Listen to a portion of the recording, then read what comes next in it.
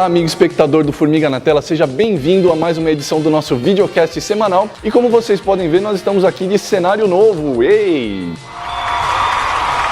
Nossos agradecimentos ao pessoal da Alice Wonders, nosso querido amigo Eric, que cede o lugar aqui pra gente fazer o nosso trampo tão suado. E o tema de hoje são duplas criativas das HQs. Não era dupla de personagens, tipo Batman e Robin, Asterix e Obelix. Esse é outro, vai ser outro programa. Esse é outro programa.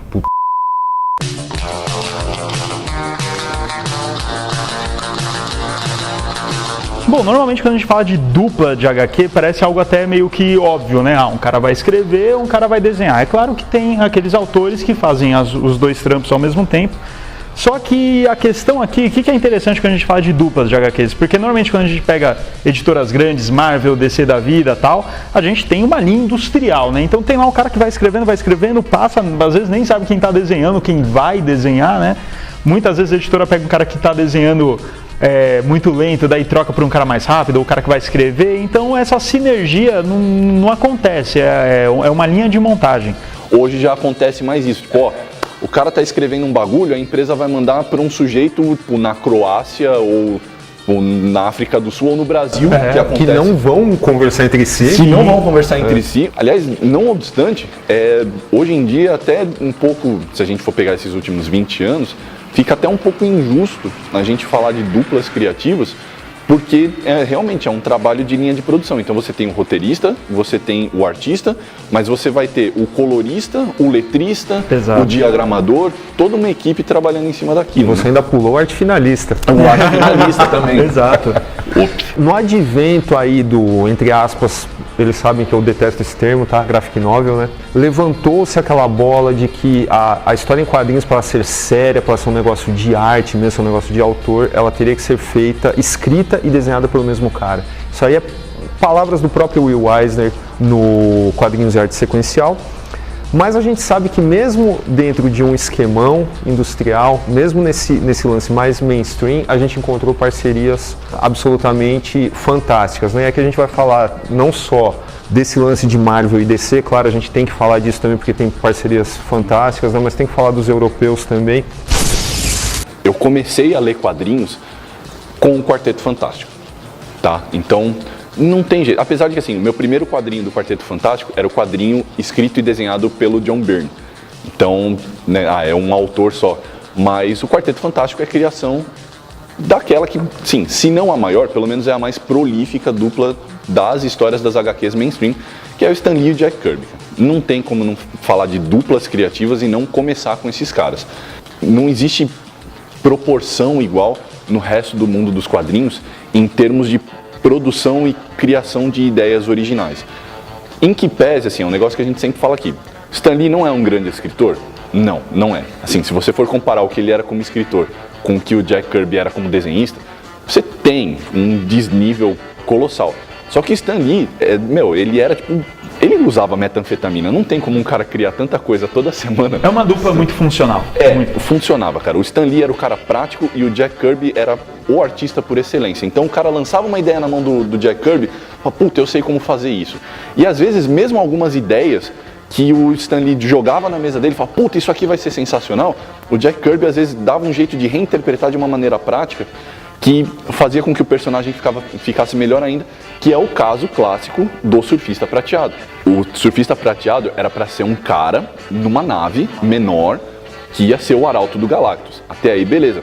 Só que o próprio Jack Kirby, vai dar um trabalho do cacete desenhar isso aqui. Eu não tenho tempo, eu tô sobrecarregado desenhando 520 mil HQs, preciso fazer um bagulho prático. Aí ele fez o negócio, o Stan Lee foi lá e falou, Silver Surfer! E a história foi feita. Mas quase sempre era assim, o Stan Lee vinha com alguma ideia, o Jack Kirby ia lá e transformava aquela ideia em algo prático. O Stan Lee, por exemplo, quando ele criou o Quarteto Fantástico, é uma história conhecida, ele criou o Reed Richards, por exemplo, para ser uma espécie de análogo do Sherlock Holmes cientista. O Jack Kirby foi lá e transformou ele num explorador interdimensional.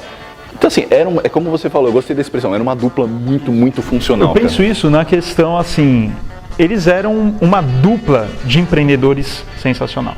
No seguinte sentido, não digo nem empreendedor no sentido, então é uma empresa avisada no lucro. Claro que era avisada no lucro, mas assim, isso não perde o mérito artístico. Mas assim, você tem que pensar, só artista junto, o negócio não é publicado. Essa é a verdade, porque é muita ideia, tem que ter alguém que coloca na prática.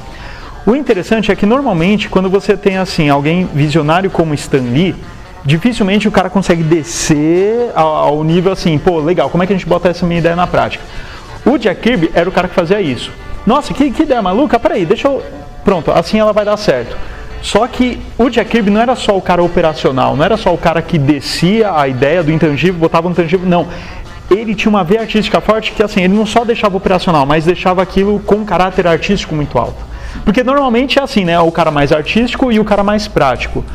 O Stan Lee era o cara artístico, o Jack Kirby pegava e deixava no conceito prático, acrescentava arte, em compensação o Stan Lee, o cara das ideias, ele também sabia o que era funcional para o público. Então, assim, é a empresa perfeita. Você tem a dupla, uma sinergia perfeita para fazer algo que dê certo no mundo real. É que assim, o Stan Lee era o cara que colocava as frutas no liquidificador. E aí o Jack Kirby era o liquidificador que transformava aquilo numa vitamina e colocava no copo. Só que mais importante do que isso, cara, seguindo essa sua metáfora, assim, o Stan Lee era o cara que sabia escolher a fruta para colocar nesse liquidificador, claro, né? Porque ele não ia colocar tipo uma melancia inteira junto com meia dúzia de carambolinhas. Ele era o cara que sabia o que o público queria.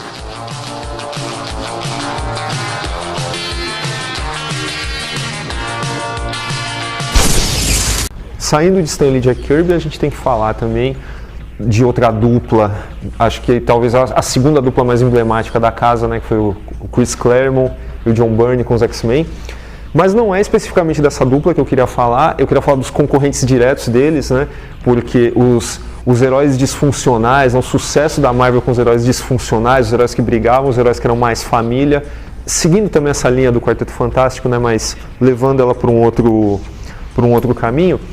Eu queria falar do Marvel Wolfman e o George Pérez, que foram, assim, uma salvação, uma luz no fim do túnel para DC, naquele momento que brigava com a Marvel, precisava de um título que rivalizasse com os X-Men, e eles conseguiram, graças a um roteiro fantástico, né, que explorou como poucos, né, essa dinâmica entre os personagens. Eu acho difícil você encontrar isso hoje em quadrinho de super-herói. Mesmo nas reciclagens que a gente vê por aí, ninguém consegue imitar esse tipo de inovação que veio naquela época. Se a gente lembrar do arco, o Contrato de Judas, do Wolfman e George Pérez, cara, é um negócio absurdamente dramático, um negócio absurdamente adulto, é um ritual de passagem para os heróis adolescentes, que eu canso de falar aqui, que poderia ter sido a última história daqueles personagens, né? O arco dramático deles estaria completamente fechado a partir do momento que todos eles tivessem enfrentado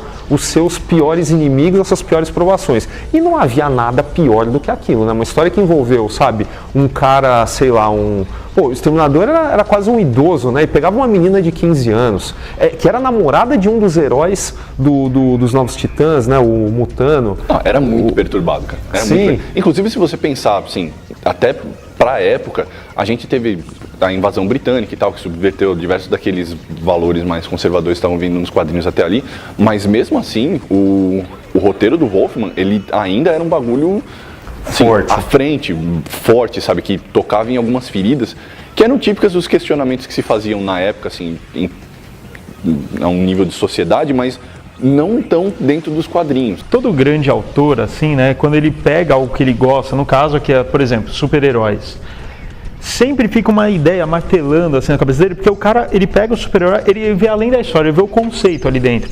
Alan Moore, um grande exemplo disso, né? Então, o cara pega esses heróis aí quando você falou o contrato com o Judas, o cara pensa, esses heróis, eles representam determinados conceitos, cada um deles tem seu conceito próprio, seus arquétipos e tal. Cara, se esses personagens fossem jogados numa situação tão drástica quanto, como funcionaria? Até onde eles vão quebrar? Tal? Todo grande ator gosta de pensar nisso. O grande ator, ele quer destruir a criação. Ele desafia, né? Os seus ele desafia personagens. a criação. Tanto é que todas essas histórias crepusculares aí de de super-heróis e tal, são grandes autores que gostavam desses heróis, mas falam, até onde, qual que é o breaking point, qual que é o ponto de rachadura desses caras? E essa dupla... Não, e tem outra coisa também, naquela época era chocante você ver, por exemplo, o Robin, ele largou o uniforme, ele não é mais o parceirinho do Batman, agora ele é um super-herói que caminha com as suas próprias pernas, né? Apesar de ser um vigilante genérico igual ao Batman, né? Mas enfim, isso é um outro problema. Mas a única coisa que ficou datada são os uniformes, né? Infelizmente, porque cara, não tem jeito, né, cara? As coisas... Gola alta, manga bufante...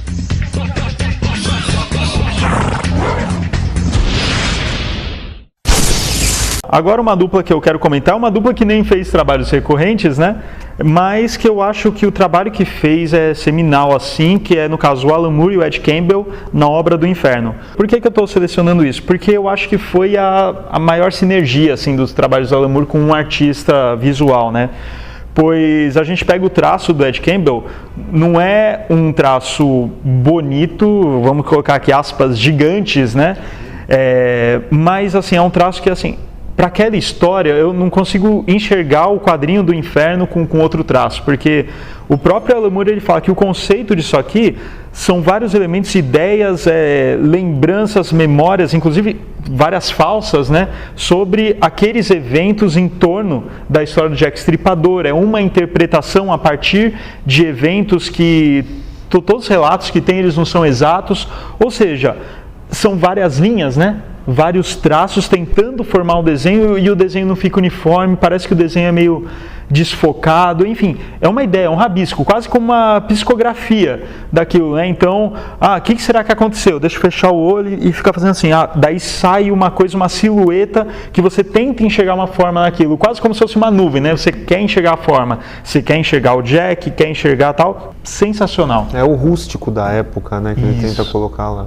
Tem coisas que não adianta, cara, você precisa do desenhista certo para expressar aquilo que você quer dizer, que vai muito no sentido daquilo que você mencionou do Will Eisner, né? Você precisa do artista para desenhar sua própria obra, porque só ele sabe como ele quer expressar aquilo na forma de um desenho.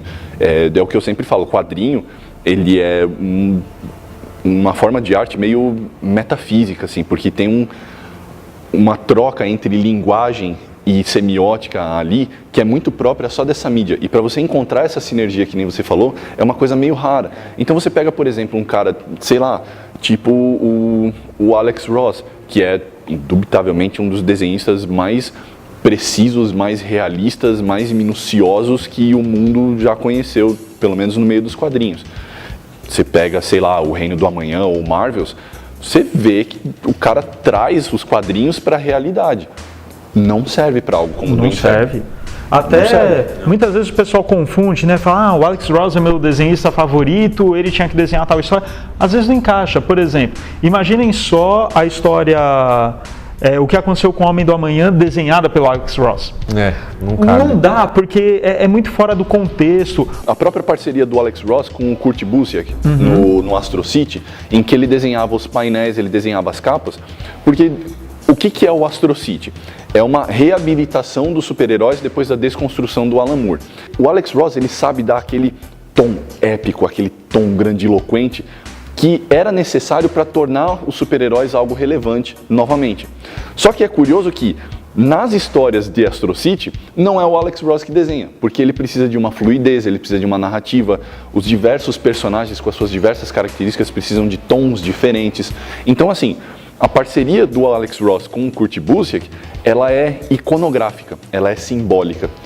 Muito parecida também, citando outra grande dupla que eu considero, que é o Neil Gaiman e o Dave McKean, que são caras que, assim, efetivamente não escreveram histórias juntos. O Neil Gaiman não escreveu histórias para o Dave McKean desenhar, mas os trabalhos artísticos que o Dave McKean fazia para tornar as histórias de Sandman iconográficas nas suas capas, nas suas contracapas, davam o tom daquilo que a história queria ser, daquilo que ela queria representar. Cara, concordo em gênero, número e grau, porque é o seguinte, quando você pega Sandman e vai ler, tipo, o miolo da história mesmo e tal, é o seguinte, como é que você faria uma capa de Sandman, de qualquer edição, usando o traço do miolo? Porque A questão, o Sandman acontece na sua cabeça. Essa que é a real. É abstrato. Exato. Você tá lendo, tá lá um desenho, tá lá um balão, mas a história acontece mais na sua cabeça pelos conceitos. Por isso mesmo que, o Dave McKean, acho que a coisa que ele menos usa na capa é um traço. Sim. É recorte, é queimadura, é filme, película, tal. É uma coisa muito louca, coisa no meio da água. Porque é impressionismo total, né? Exatamente, exatamente. Então vamos puxar também que as capas da Patrulha do Destino, sensacional. Simon Bisley, né? Sim. Porque você tem que expressar aquela loucura das histórias que não necessariamente o desenhista conseguia captar, né? Porque não sei se era uma questão de prazo ou se o desenhista realmente não estava à altura, né? O Richard Case que fez as primeiras histórias, mas enfim, eu acho que é exatamente esse o caso, né?